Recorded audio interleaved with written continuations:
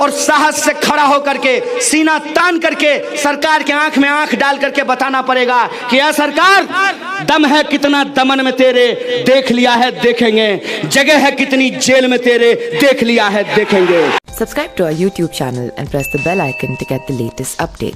तमाम मेहनतकश आवाम को और प्यारे बच्चों को मैं अपना क्रांतिकारी सलाम पेश करता हूं। आपको जय भीम और लाल सलाम करता हूं। दोस्तों, सबसे पहले कल जामिया यूनिवर्सिटी के सामने जिस तरीके से निहत्थे विद्यार्थियों पर गोली चलाई गई, इस घटना की मैं सिर्फ निंदा नहीं करता हूं, बल्कि सरकार को चुनौती देता हूं। ऐ सरकार, तुम्हारे दिल में नाथूराम बसता है, हमारे दिल में गांधी बसते हैं। देखते हैं तुम कितना गोलियां चलाओगे। तुम्हारी गोलियां खत्म हो जाएगी, हमारे सीने नहीं खत्म होंगे, इस बात को याद रखना। मैं सरकार को कहना चाहता हूं कि आपने जिस तरीके का माहौल इस देश के भीतर पैदा किया है, जिस तरीके से आपने अशफाक उल्लाह खान और राम प्रसाद बिस्मिल की दोस्ती को तोड़ने की कोशिश की है, जिस तरीके से आपने इस देश में गंगा जमुनी तहजीब के ऊपर हमला किया है, याद रखिएगा, हम भारत के लोग हैं और भारत के लोगों को ईद मनाने में भी समस्या नहीं है और दिवाली मनाने में भी समस्या नहीं। इस बात को याद रखिएगा। इस बात को याद रखिएगा कि यह ऐसा देश है जो हिंदुओं का सबसे बड़ा महाकाव्य महाभारत, उस महाभारत की पटकथा एक मुसलमान राही मासूम रजा के द्वारा लिखी गई थी। इस बात को याद रखिएगा। इस बात को याद रखिएगा कि यह ऐसी धरती है जहां गाना एक मुसलमान लिखता है, गाता एक मुसलमान है, उसका संगीत एक मुसलमान देता है, वो बजता हिंदुओं के मंदिरों में है। इस बात को याद रखिएगा। इस बात को आप याद रखिएगा कि ऐसी धरती है जिस धरती ने अंग्रेजों को भारत माँ के 4 सिपाही हिंदू मुस्लिम सिख ईसाई का नारा देकर के भगाया था। आज हमने गोपालगंज में एक बड़ी अजीब चीज देखी।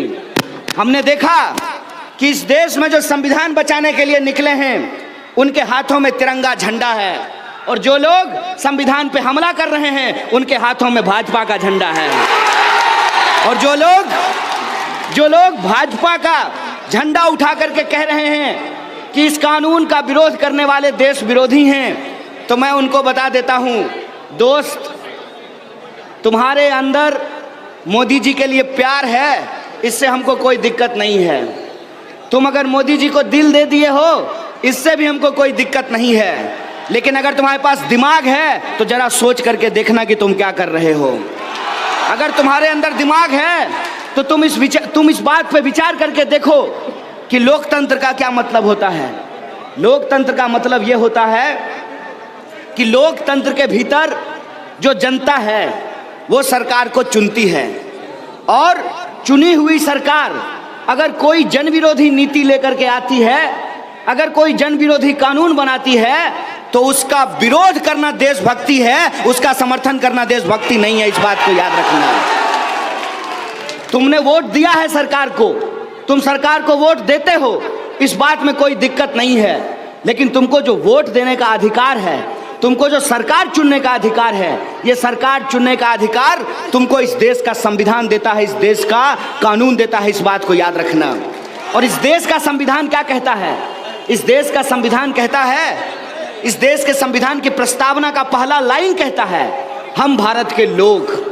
और जब हम कहते हैं हम भारत के लोग, तो हम ये नहीं कहते हैं कि हम गोपालगंज के, हम बेगूसराय के, हम बिहार के, हम बंगाल के। हम कहते हैं हम भारत के लोग।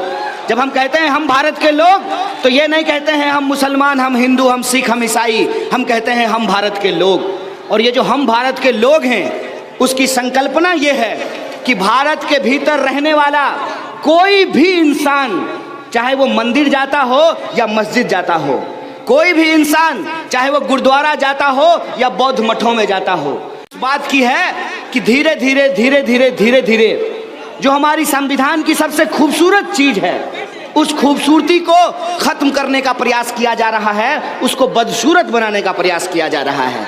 आप सोच करके देखिए, आप इस पे विचार करके देखिए। ये कहते हैं कि सीएए नागरिकता देने के लिए है। आप यहाँ जो बैठे हुए लोग हैं, जहाँ तक मेरी आवाज़ पहुँच रही है, आप बताइए कि हम में से कोई भी किसी को नागरिकता देने के खिलाफ है क्या? कोई नागरिकता देने के खिलाफ है क्या? अगर भारत में कोई शरण मांगता है, उस शरण के खिलाफ है क्या? अगर हमारे कानून और संविधान में भरोसा दिखाता है तो उसको नागरिक बनाने के खिलाफ है क्या? ये झूठ बोल रहे हैं। ये झूठ बोल रहे हैं कि सीएए का विरोध करने वाले नागरिकता देने के खिलाफ हैं। सीएए का विरोध करने वाले नागरिकता देने के खिलाफ नहीं हैं, बल्कि नागरिकता छीनने के खिलाफ है। इस बात को आप अपने दिमाग में डाल लीजिए। अब ये कहते हैं कि सीएए से नागरिकता नहीं छीनी जाएगी, तो मैं एक सच आप लोगों को बता देता हूं, और मैं एक साधारण आदमी हूं। मैं मोटा भाई की तरह झूठ बोलने वाला आदमी नहीं हूं। मुझे झूठ बोल करके इस देश का गृह मंत्री बन करके और अपना बेटा जो मेरा ही फोटोकॉपी होगा उसको बीसीसीआई का सेक्रेटरी मुझे नहीं बनाना है। मैं ये सच खुले में बोल रहा हूं, आपके सामने बोल रहा हूं और इनको ललकारता हूं। है तुम में हिम्मत तो हमारे सच को झूठ साबित करो, और अगर मैं गलत बोल रहा हूं तो मेरे खिलाफ मुकदमा करो, मुझे जेल में डालो।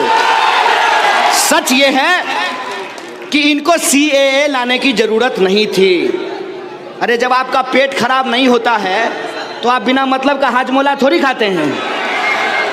इनको सीएए लाने की जरूरत क्यों पड़ी? इनको सीएए लाने की जरूरत इसलिए पड़ी कि जब आसाम में एनआरसी की फाइनल लिस्ट जारी की गई तो उस फाइनल लिस्ट में 19 लाख लोगों का नाम बाहर कर दिया गया। इनके कैलकुलेशन के हिसाब से 19 लाख में से 15 लाख मुसलमानों का नाम होना चाहिए था, लेकिन इनका कैलकुलेशन उल्टा हो गया। हुआ यूं कि उस 19 लाख में से 15 लाख गैर मुसलमानों का नाम एनआरसी लिस्ट से काट करके बाहर कर दिया गया। और जब गैर मुसलमानों का नाम एनआरसी लिस्ट से काट करके बाहर कर दिया गया, तब आसाम के मुख्यमंत्री ने इनको फोन करके कहा कि ए मोदी जी, ए अमित शाह जी, आप क्या कर रहे हैं? अगर हिंदुओं का नाम काट करके बाहर कर दिया जाएगा तो आप नकली हिंदू सम्राट कैसे बन करके अपना पोस्टर लगवाएंगे? इसीलिए इन्होंने कहा कि एक नया कानून लेकर के आते हैं, और ये सीएए लेकर के आए। और सीएए में इन्होंने कहा कि मुसलमान को छोड़ करके बाकी लोगों को नागरिकता दे देंगे। ये असल खेल नहीं है। असल खेल ये है कि जब आसाम में एनआरसी की लिस्ट जारी हुई तो 19 लाख में से 15 लाख गैर मुसलमानों का नाम बाहर हुआ। अगर पूरे देश में एनआरसी लागू होगा तो अंदाजा लगाइए कि कितने करोड़ गैर मुसलमानों का नाम एनआरसी से बाहर होगा। इस बात का आप अंदाजा लगा लीजिए। इसीलिए हिंदुओं के मन में ये भ्रम डालने के लिए